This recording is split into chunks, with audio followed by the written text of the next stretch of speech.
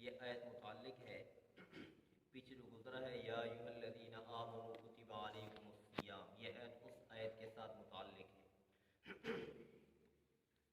یسألونک، پوچھتے ہیں آپ سے، عن الاہلہ، نئے چاند کے متعلق۔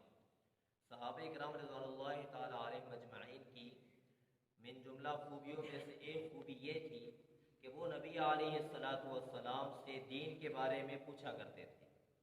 پوچھنا دو طرح کا ہے، ایک پوچھنا ہے دین سیکھنے کے لیے، اور ایک سوال ہوتا ہے محض اگلے کو نیچا دکھانے کے لیے یا محض بحث کرنا مقصد ہوتا ہے۔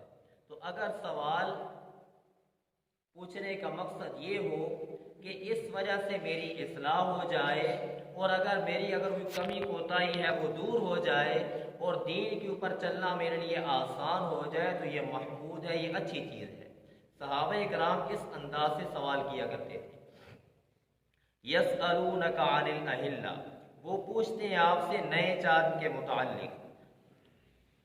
قل، نبی جی آپ فرما دیجئے، ہی مواقیت للناس، یہ لوگوں کے لیے وقت پہچاننے کا آلہ ہے، والحج، اور حج کے ایام کو اور باقی جو لوگوں کے لیے وقت مقرر کرنے کے لیے یہ ایک آلہ ہے۔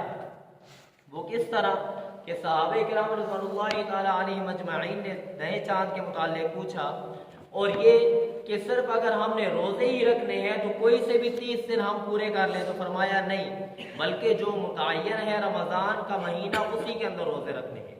ایک دوسری بات، حضرت تھانوی رحمہ اللہ فرماتے ہیں، اشرف علی تھانوی رحمہ اللہ، کہ قمری تاریخ کو جو یاد رکھنا یہ واجب ہے، قمری تاریخ کو یاد رکھنا یہ واجب ہے، لیکن ہے یہ واجب علی الکفایہ ہے۔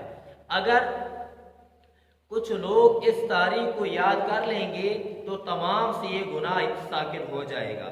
کیوں کہ اصل وجہ یہ ہے کہ یہ قمری چاند کے ساتھ بہت سارے شرعی احکامات متعلق ہیں۔ مثال کے طور پر رمضان کا مہینہ، اس کی آقا نے فرمایا صوموا لرؤیتی وافطروا لرؤیتہ، رمضان کا مہینہ شروع ہوگا چاند دیکھنے سے، اور رمضان کا مہینہ ختم ہوگا چاند دیکھنے سے۔ چاند دیکھو گے تو رمضان شروع ہوگا، چاند دیکھو گے تو شوال کا مہینہ شروع ہوگا، چاند دیکھو گے تو عید الفطر کا تمہیں پتہ چلے گا، چاند دیکھو گے تو اسی کے متعلق تمہیں جو شوال کے اندر کے 6 روزے ہیں وہ بھی اسی کے ساتھ متعلق ہیں۔ پھر اس کے بعد ذی الحج ہے، ذی الحج کے ایام ذی الحج ہیں، اس کے پہلے 10 دنوں کے جو روزے ہیں، 9 دنوں کے، یوم عرفہ کا روزہ ہے تو وہ بھی چاند کے ساتھ متعلق ہے۔ پھر اس کے بعد 10 ذی الحجہ ہے، عید کا دن ہے تو وہ بھی چاند کے ساتھ متعلق ہے۔ اسی طریقے سے عدت کے احکامات ہیں، طلاق کے احکامات ہیں، اور اسی طریقے سے اور بہت سارے احکامات ہیں کہ جو چاند کے ساتھ متعلق ہیں، قمری مہینوں کے ساتھ متعلق ہیں۔ تو اس لیے فرمایا کہ اس تاریخ کو یاد رکھنا یہ واجب علی الکفایہ ہے۔ وَلَيْسَ الْبِرُّ بِأَن تَأْتُوا الْبُيُوتَ مِن ظُهُورِهَا، یہاں اس آیت سے اللہ رب العالمین ان کی ایک رسم کی رد فرما رہے ہیں، رسم کی تردید فرما رہے ہیں۔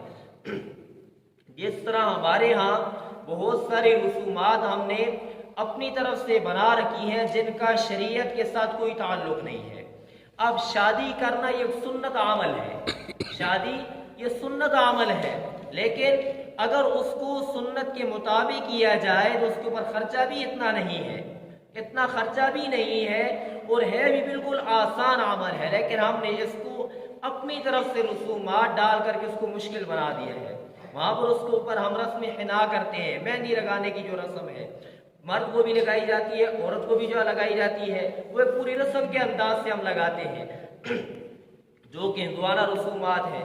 پھر اس کے بعد جب بارات والا دن ہوتا ہے تو اس وقت دولہا کو جا کر کے عورتوں کے اندر بٹھایا جاتا ہے۔ ایک تو یہی غلط بات ہے کہ عورتوں کے اندر ان کو لے جانا۔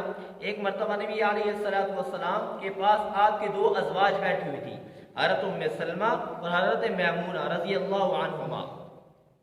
حضرت عبداللہ ابن ام مکتوم نابینا صحابی آ گئے تو نبی کریم صلی اللہ علیہ وسلم فرمایا احتجبا منہ، تم دونوں اس سے پردہ کرو۔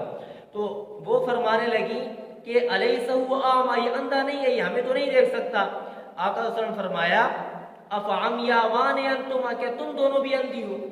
جس طریقے سے مرد کے لیے عورت کو دیکھنا جائز نہیں، اسی طریقے سے شرعی پردہ یہ ہے کہ عورت بھی غیر محرم مرد کو نہ دیکھے، غیر محرم مرد پر عورت کی نظر بھی نہ پڑے، یہ شرعی پردہ ہے۔ تو ہم وہاں پر جا کر کے عورتوں کے اندر جب اس کو بٹھایا جاتا ہے، پھر اس کے بعد وہاں پر جو دودھ پیش کیا جاتا ہے، اور وہاں پر وہ جگہ لینے کے لیے وہاں پر جو سالیاں ہوتی ہیں وہ نامحرم ہوتی ہیں، تو ان کے ساتھ اختلاط، تو یہ سب رسومات، غیر شرعی رسومات ہم نے اپنے اندر داخل کر رکھی ہیں جن کا دین کے ساتھ کوئی تعلق نہیں ہے۔ تو یہاں پر بھی ایک غیر شرعی رسم کی تردید مقصود ہے۔ وہ غیر شرعی رسم کیا تھی کہ جب وہ حج کے لیے جاتے تو واپس سیدھے راستے سے دروازے سے اندر نہیں داخل ہوتے تھے، بلکہ دروازہ ادھر ہے تو یہ پیچھے طرف سے دیوار کو توڑ کر کے اندر آتے تھے۔ تو اللہ رب العالمین ان کی اس رسم کی تردید فرمائے کہ یہ تم کیا کر رہے ہو؟ یہ تو جاہلانہ رسم ہے، یہ جاہلیت کی بات ہے، یہ ایسے تم نے نہیں کرنا۔ وَلَيْسَ الْبِرُّ، اور نہیں ہے کوئی نیکی، بِأَن تَأْتُوا الْبُيُوتَ، بِأَن تَأْتُوا، یہ کہ تم آؤ، البیوت گھروں کو، من ظہورها ان کے پشتوں کی جانب سے، ولیکن البر، لیکن اصل نیکی والا بندہ تو وہ ہے اتقا، جو ڈرنے والا بن گیا، اتقا جو اللہ کی جب وہ حرام کردہ چیزوں سے جس نے اپنے آپ کو بچا لیا، جس کے دل میں اللہ کا خوف آ گیا، وہ اصل جو نیکی والا آدمی ہے، نیک آدمی وہ ہے۔ وقت البیوت، اور تم آیا کرو گھروں کو، من ابوابها ان کے دروازوں کی جانب سے، واتقوا اللہ، اصل الاصول تو یہ ہے، واتقوا اللہ، اور ڈرتے رہو اللہ سے، لعلکم تفلحون، تاکہ تم کامیاب ہو جاؤ دارین میں، دنیا میں بھی اور دین میں بھی، تاکہ تم کامیاب ہو جاؤ۔ یہاں تک اللہ رب العالمین نے دوسرے جب وہ سورۃ کے دوسرے حصے کے اندر امور انتظامیہ اور امور مصلحہ کو بیان کیا، اپنی اصلاح کرو جس کی وجہ سے تمہارے اوپر امور انتظامیہ پر عمل کرنا آسان ہو جائے گا۔ جب وہ تمہارے اندر اتفاق اتحاد آ جائے گا تو جہاد فی سبیل اللہ تمہارے لیے آسان ہو جائے گا، لیکن جہاد کے اندر جانے کے لیے تمہیں خرچے کی ضرورت ہے۔ تو اللہ رب العالمین نے یہاں پر اگلی آیت کے اندر جہاد فی سبیل اللہ کا مسئلہ بیان کیا ہے، اور یہاں پر مع المتقین تک یہ ختم ہو رہا ہے، پھر آگے انفاق فی سبیل اللہ کا مسئلہ شروع۔